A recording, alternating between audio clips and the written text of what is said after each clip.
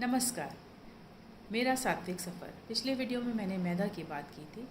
इसमें मैं गेहूँ और आटे की बात करती हूँ। एक ज़माना था, एक प्रोसेस था जिसमें गेहूँ घरों में आता था, उसको धोया जाता था, साफ़ करके सुखाते थे धूप में, कड़ी धूप में, और उसके बाद जितना रोज़मर्रा के लिए आवश्यकता होती थी, घर में एक गोल चक्की होती थी सभी के, और उसमें गेहूँ पीसा जाता था जो आटा बनता था, जिसका रूप होता था थोड़ा मोटा, दरदरा, क्योंकि मनुष्य का जो शरीर है वो मोटा अनाज खाने के योग्य है। उसमें बिल्कुल महीन फाइन पिसा हुआ जो भी हम खाएंगे वो हमें डाइजेस्ट नहीं होगा, हमारी पाचन क्रिया के लिए सही नहीं रहेगा। तो मोटा दरदरा आटा चोकर युक्त होता था। उसका जो रंग भी होता था वो गेहूँ से ही गेहूँ रंग आया। और उसकी रोटी जो बनती थी, रोटी बनने से पहले आटा गूँधा जाता था। जो आटा होता था उसको बहुत देर तक गूँधते थे। मुझे याद है मेरी दादी, बुआ, मम्मी काफ़ी देर तक उसको आटे को पलट पलट के फोल्ड्स करते थे और गोल गोल घुमाते थे।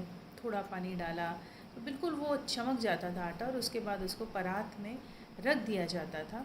करीब 40-45 मिनट के लिए, पौन घंटे के लिए छोड़ दिया जाता था, और उसके बाद रोटी सिकती थी।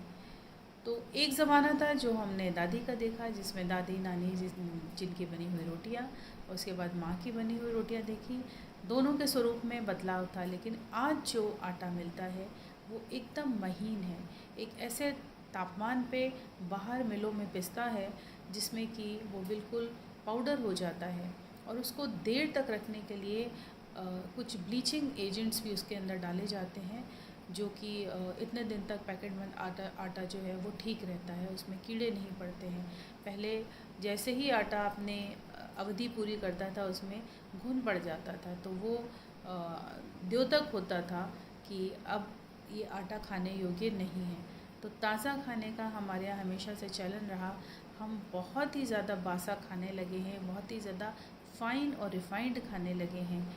मोटे अनाज से रोटी बनना थोड़ा मुश्किल होता था, जिसकी वजह से लोगों ने क्योंकि बाइंडिंग जो होती है वो पतले आटे की, मैदे की, या जो हम महीन गेहूं का आटा खाते हैं वो बहुत जल्दी गुज जाता है और बहुत जल्दी बाइंड हो जाता है, जिसकी वजह से हमने जो खाना चाहिए था जिसमें थोड़ा एफ़र्ट ज़्यादा लगता था उसको छोड़ दिया।